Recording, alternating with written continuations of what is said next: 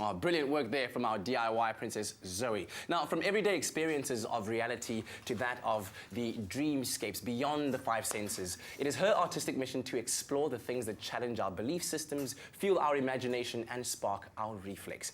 Alicia McFadzean defines herself as an artist attempting to craft a visual magic in each of her creations. From paper to canvas and even walls, a blank space becomes her playground for her ideas. And this morning, she joins us to share some of her creative murals, illustrations and typography as well. Great to have you here. Good morning, Alicia. Thank you so much for having me. It's a pleasure to be here. So you are known as the Cheeky Observer. Yeah, just Cheeky Observer. Cheeky Observer on Instagram. You got to get that right. It's the name I operate under as an artist. Where did the idea come from to use that, Instagram as a social media platform to put your work out there in Cheeky Observer? Tell me more about that story. To use Instagram, I think everyone basically uses Instagram these days.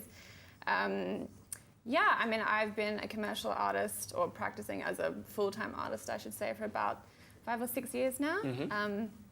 I was working in advertising prior to that, which was great. It taught me a lot, but at the end of the day, it wasn't really satisfying, and I knew that I really wanted to do this. So, yeah, I took the leap, and here I am. And here you are on national TV, speaking to millions and millions of people. And we're looking at some of your pieces over here. All of them you can see at Cheeky Observer on Instagram, as I said earlier on. But how would you describe your work, and what is it that inspires you?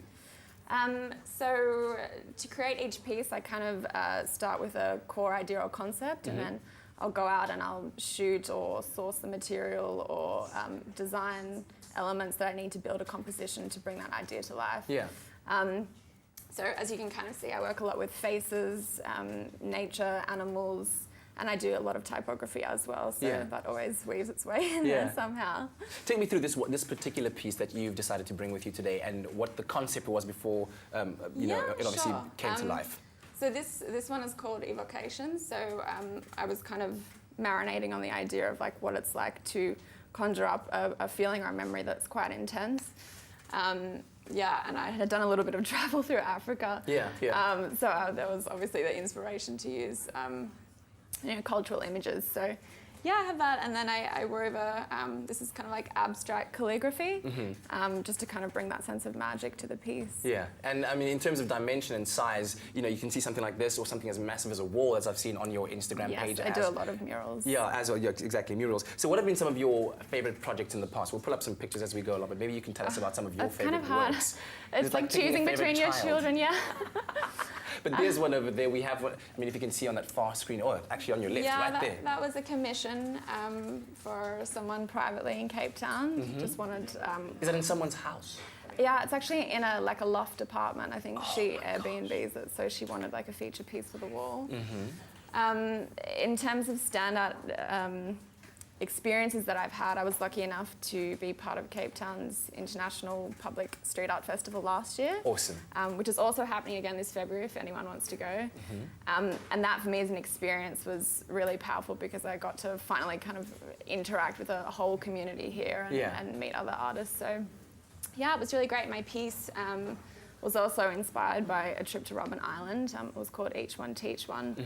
And it's basically a concept which speaks to the power of education and its ability to solve so many of the problems that we have in the world. And there it is. Where is that situated? It looks like very familiar. Do you know where... it's a brewery.